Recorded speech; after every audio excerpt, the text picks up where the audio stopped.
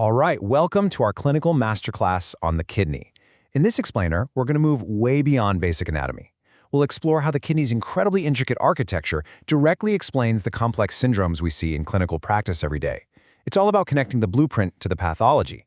So let's get right into it. So here's our game plan. We're breaking this down into 5 parts. We'll kick things off with the kidney's overall design, then we'll zoom way in to the microscopic filtration engine, and from there we'll apply all that foundational knowledge to understand 3 really high-stakes clinical challenges: ascending infections, the controversies around pediatric reflux, and the absolutely devastating consequences of medullary ischemia. Okay, first up, the kidney's grand design.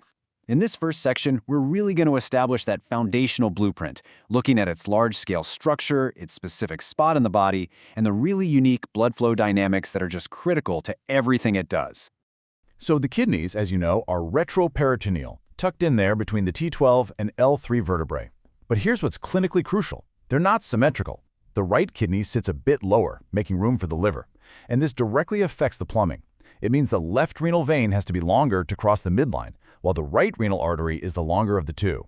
This venous asymmetry is a huge deal in surgery and pathology because the left gonadal and adrenal veins drain into the left renal vein first, not directly into the IVC like their buddies on the right. So why do these relatively small organs get a staggering 20% of all the blood your heart pumps out? It's not because they're greedy for oxygen. The reason is ultrafiltration, and the only way this is possible is because of a parallel vascular circuit. Think of it this way. Instead of one long garden hose, you have thousands of sprinkler heads running at the same time. This design just crashes the total vascular resistance, allowing for that massive, sustained blood flow that's absolutely required for continuous filtration. Okay, so let's follow that huge volume of blood to its final destination. In Section 2, we're going to pivot from the big picture to the microscopic level. We're diving into the nephron, the true functional unit of the kidney, and the elegant design of its filtration barrier. The nephron is the real workhorse of the kidney. You've got over 1 million of these little engines in each one. Every single nephron starts at the renal corpuscle, which is basically the glomerulus and Bowman's capsule all wrapped up. That's where the main filtration event happens. And from there, the fresh filtrate gets sent down this incredibly sophisticated tubular system for all the fine-tuning. Now, that filtration barrier is a masterpiece of engineering. It's a highly selective 3-part security system. The first layer you hit is the fenestrated endothelium, which acts as a coarse filter, just stopping the blood cells. The second layer is the glomerular basement membrane, or GBM. And this one is clever. It filters based on both size and electrical charge. And finally, the third layer is made of these cells called podocytes, whose little foot processes interlock to form the slit diaphragm. That's the final and most restrictive gatekeeper. Let's really focus on that middle layer, the GBM.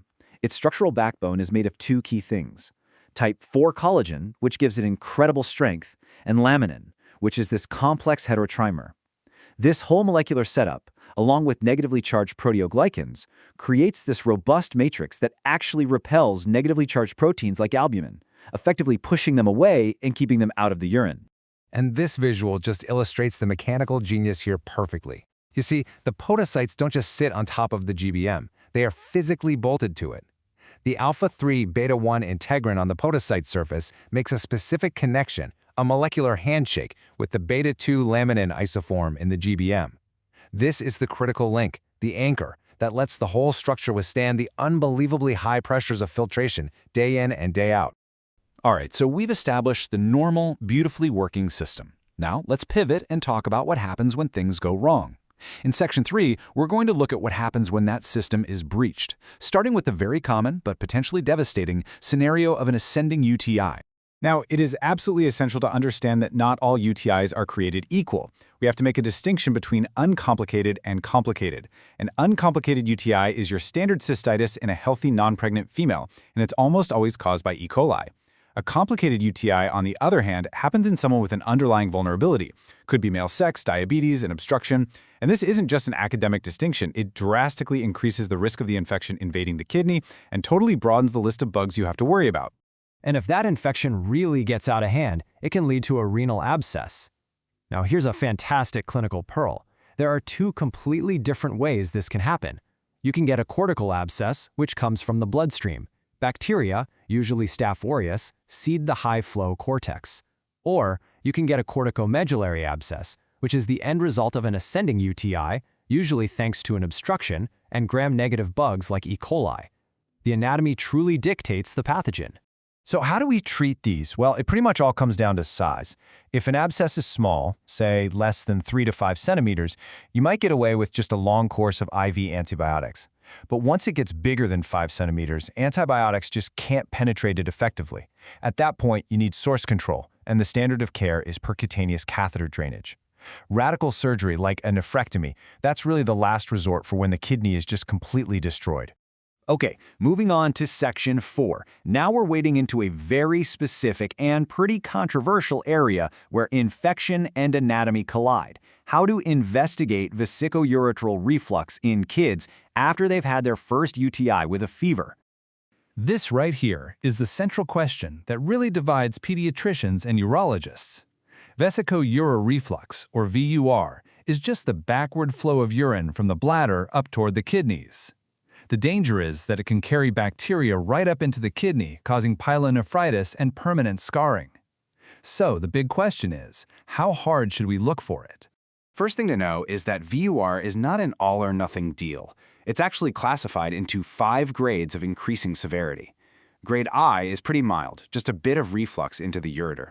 Grade 5, on the other hand, is massive reflux that causes gross dilation and twisting of the entire upper urinary tract.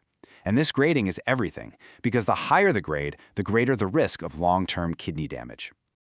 So, this brings us to 2 competing schools of thought. You have the traditional bottom-up approach.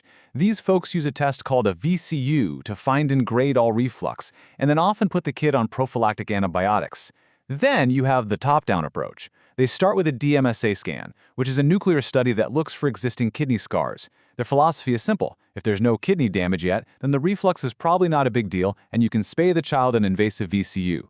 And this chart just lays out the trade-offs perfectly. I mean, look at these numbers. The top-down approach basically eliminates the need for invasive VCUGs. We're talking only 2.4% of kids get one, and it slashes the average antibiotic exposure from 162 days down to just 5. So what's the catch? Well, you accept a slightly higher rate of recurrent UTIs, 24.4% versus 18%. And that is the core clinical dilemma right there. All right, for our final section, we're going to the absolute endpoint of renal vascular injury, where compromised blood flow and systemic stress all come together. We're going to investigate renal papillary necrosis, a truly severe ischemic syndrome that targets the most vulnerable part of the kidney, the medulla. This quote just says it all. You have to understand, the renal medulla is physiologically living on the edge. To do its job, it has to operate in a low-oxygen environment with sluggish blood flow.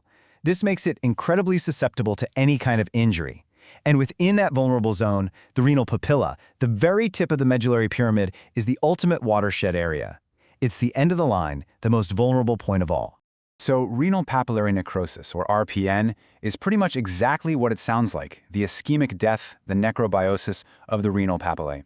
It isn't a single disease, but rather a final common pathway. It's the catastrophic outcome of any condition that pushes the medulla's already fragile blood supply over the edge. So what causes this?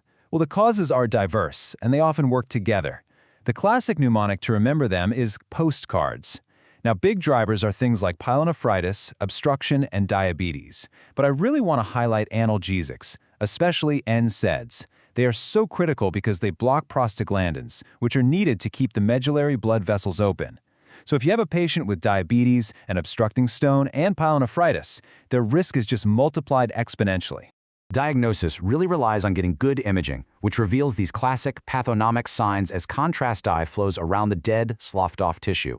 You get things like the ring sign, where contrast literally draws a circle around a floating papilla. There's the lobster claw sign, as the calluses excavate around a shrunken papilla. And maybe the most famous, the ball on T sign, where contrast fills the empty space left behind, creating this classic egg and cup look. Ultimately, this whole deep dive brings us back to a really profound question of clinical balance. Whether we're deciding how aggressively to work up a child, choosing between just antibiotics or draining an abscess, or managing all the risks for papillary necrosis, the core challenge is always the same. How do we use all of our powerful tools to protect this vital but incredibly vulnerable organ without accidentally causing more harm through our own interventions? It's the ultimate balancing act.